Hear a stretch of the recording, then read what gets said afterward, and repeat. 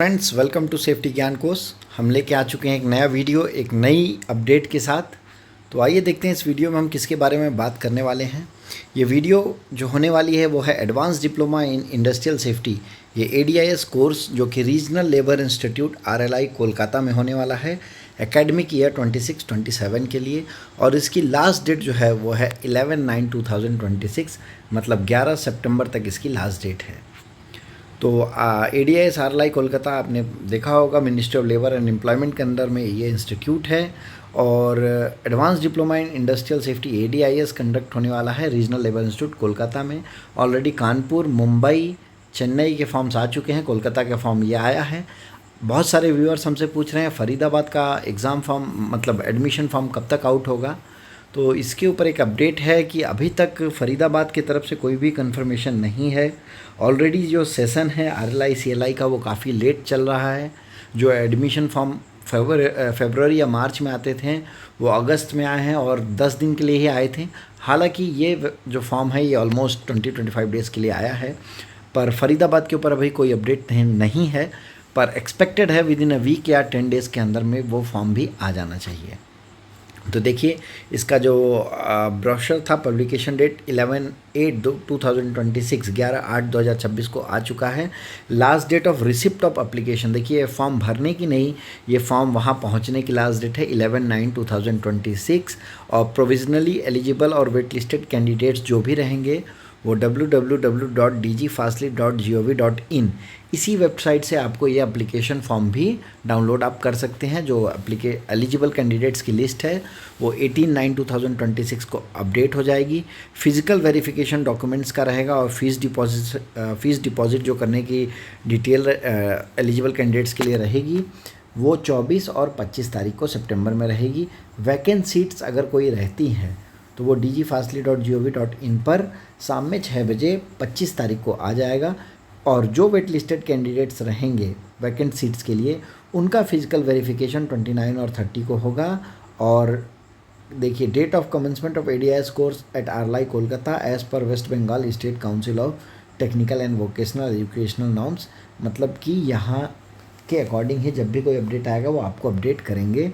Clarification और कोई query है तो ये मोबाइल नंबर दिया गया है, लैंडलाइन नंबर दिया गया है, जिस पे आप सुबह 10 बजे से शाम के 6 बजे तक बात कर सकते हैं। एग्जामिनेशन की बात करें, इस वीडियो में काफ़ी चीज़ हम कवर नहीं कर रहे हैं जो रिलेवेंट टू द ओपनिंग है। जो एकेडमिक से रिलेटेड है वो आपको कॉलेज ज्वाइन करने के बाद के लिए ही रहेगा, इसलिए हम उस पर नहीं जा रहे हैं। एग्जामिनेशन की अगर हम बात करें तो देखिए आपको semester system wise exam conduct होंगे। West Bengal state council of technical and vocational education first and second semester वो आपको देना होगा। मिनिमम एलिजिबिलिटी ऑफ एडमिशन की अगर हम बात करें तो देखिए आपके पास डिग्री होनी चाहिए एनी ब्रांच ऑफ इंजीनियरिंग और टेक्नोलॉजी से, या आपके पास डिग्री होना चाहिए साइंस में UGC फिजिक्स केमिस्ट्री और मैथ में, या आपके पास डिग्री इन इंजीनियरिंग होनी चाहिए फ्रॉम स्टेट बोर्ड या directorate council of technical education या AICTE अप्रूव्ड।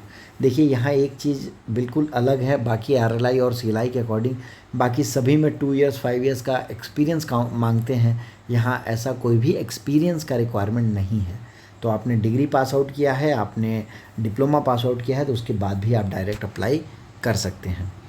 कोर्स की फ़ीस की अगर हम बात करें तो फ़ीस का पेमेंट है 25,000, कॉशन मनी 2500, एग्ज़ाम फीस जो भी रहेंगे वो आपको टाइम टू टाइम जो रहेगा वो आपको देना है। अदर एक्सपेंसेस में book, course, study material, project term के जो भी रहेंगे वो इंस्टीट्यूट आपको अपडेट करेगा। देखिए एप्लीकेशन फॉर्म की अगर हम बात करें तो एप्लीकेशन फॉर्म जो लास्ट में हम डिस्कस करेंगे उसके साथ में आपको सारे अटैचमेंट्स के साथ आपको ये जो मेल करना है वो कहाँ करना है, इंस्टीट्यूट में regional labour institute to the director in charge regional labour institute government of India ministry of labour and employment Lake Town Kolkata 700089 पर। और एनवलप के ऊपर लिखा होना चाहिए advance diploma in industrial safety bracket में ADIS 26-27 एट RLI कोलकाता। अब देखिए यहाँ अगर हम बात करेंगे तो इस कॉलेज में कौन कौन से जोन्स से कैंडिडेट्स अप्लाई कर सकते हैं। तो कैंडिडेट्स वर्किंग या residing in the eastern states West Bengal, Bihar, Orissa and Jharkhand and north eastern states Arunachal Pradesh, Assam, Meghalaya, Manipur, Mizoram, Nagaland, Sikkim and Tripura, और यहाँ के जोन से अगर कैंडिडेट्स हैं तो यहाँ आप अप्लाई कर सकते हैं। और सैंक्शन इनटेक की अगर हम बात करें तो 61 यहाँ वैकेंट सीट्स हैं, जिसमें 6 सीट्स जो है वो EWS के लिए हैं।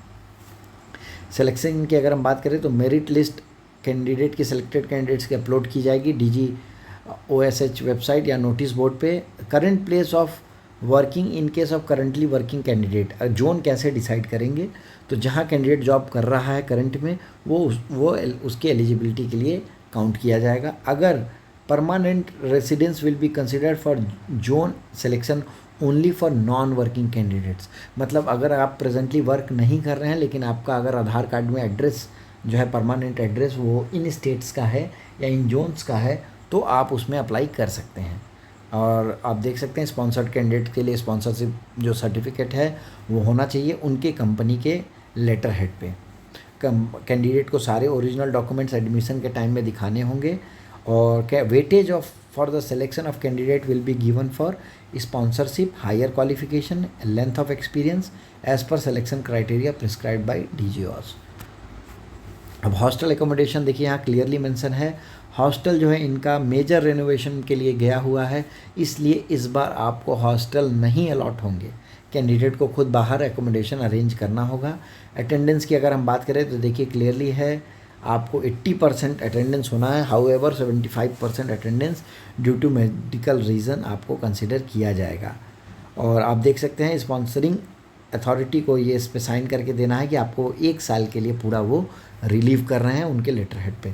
यूनिफॉर्म की अगर हम बात करें तो ग्रे बॉटम, जीन्स अलाउड नहीं है, देखिए grey bottom and white top for female candidates and white shirt and grey full pant for male candidates with black shoes. और इंडस्ट्रियल विजिट कंपनी कराएगी या इंस्टीट्यूट कराएगा, वहाँ आपको जाना होगा।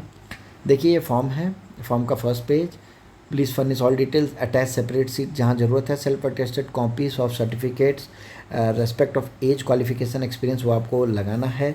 एलिजिबिलिटी आपकी मैच होती है कि नहीं वो आपको देखना है। Name and date of birth must be as per school leaving certificate होना चाहिए। स्पॉन्सरिंग सर्टिफिकेट है तो वो कंपनी के लेटर हेड पे होना चाहिए। और फॉर्म को स्पीड पोस्ट के थ्रू ही आपको भेजना है। देखिए ऐसा फॉर्म है, पेज नंबर 1, पेज नंबर 2। तो सबसे ऊपर आप देख सकते हैं affix latest self attested passport size photograph with white background without spectacle and with name and date, बिना चश्मे के, बिना वाइट बैकग्राउंड में होना चाहिए, विथ नेम एंड डेट और सेल्फ अटेस्ट होना चाहिए। उसके बाद आपको नेम लिखना है कैपिटल लेटर्स में, father's name, date of birth, category, permanent address, address for correspondence, email ID, mobile number, religion, mother tongue. Educational qualification की अगर हम बात करें तो आपको यहाँ एजुकेशनल क्वालिफिकेशन मैट्रिकुलेशन से लेके हायर एजुकेशन जो भी है वो आपको देना है, जिसमें आपको name and address of school, college, year of passing, marks कितने में मिला है, कौन सा क्लास था और कौन से मेन सब्जेक्ट्स थे, फुल टाइम था या पार्ट टाइम था, ये सारी डिटेल्स आपको देनी है। और आप देख सकते हैं एक्सपीरियंस की अगर हम बात करें तो आपको appointment letter, increment letter will not be considered, आपको एक्सपीरियंस सर्टिफिकेट ही देना होगा। क्रोनोलॉजिकल ऑर्डर में, मतलब आप जहां अभी करंटली जॉब कर रहे हैं वो सबसे ऊपर आएगा, उसके नीचे आपने लास्ट कंपनी, लास्ट ऐसे आप करके लास्ट में टोटल ईयर्स ऑफ एक्सपीरियंस आप दे सकते हैं। इमरजेंसी आपका नंबर और आपको ऑलरेडी कहीं से आपने अप्लाई किया है वो डिटेल, और ये सारी डिटेल्स आपको यहाँ स्पॉन्सर्ड हैं तो नो आपको करना है। और यहाँ डिक्लेरेशन बाय कैंडिडेट, ये आपको अपना नाम, डॉटर ऑफ, सन ऑफ, ये प्लेस, डेट, साइन आपको करना है। अगर आप स्पॉन्सरिंग अथॉरिटी के थ्रू जा रहे हैं तो ये कंपनी के लेटर हेड पे ये होना चाहिए। और दोनों चीज़ें देख सकते हैं पेज, ये सर्टिफिकेट बाय स्पॉन्सरिंग अथॉरिटी और अंडरटेकिंग बाय स्पॉन्सरिंग अथॉरिटी, ये दोनों उनके लेटर हेड पे होना चाहिए। इसके साथ में ही आपको फैक्ट्री लाइसेंस भी लगाने की ज़रूरत है। और आप देख सकते हैं ये कंपनी के लेटर हेड पे होना चाहिए, वाइट पेपर पे नहीं होना है।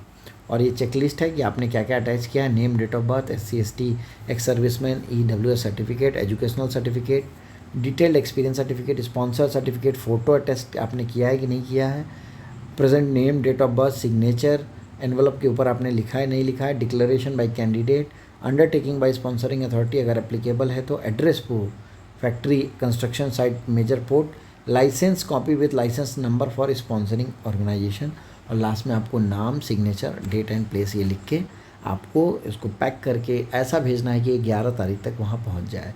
तो दोस्तों अभी ऑलमोस्ट 15 डेज़ बचे हैं, लेकिन आपको डिले बिल्कुल नहीं करना है। आप फॉर्म को जल्द से जल्द भरिए और एक अच्छा अपॉर्चुनिटी है इस इंस्टीट्यूट से आपको ADIS करने के लिए। हमारे चैनल से जुड़े रहने के लिए और वीडियो को अंत तक देखने के लिए आप सभी का बहुत बहुत धन्यवाद।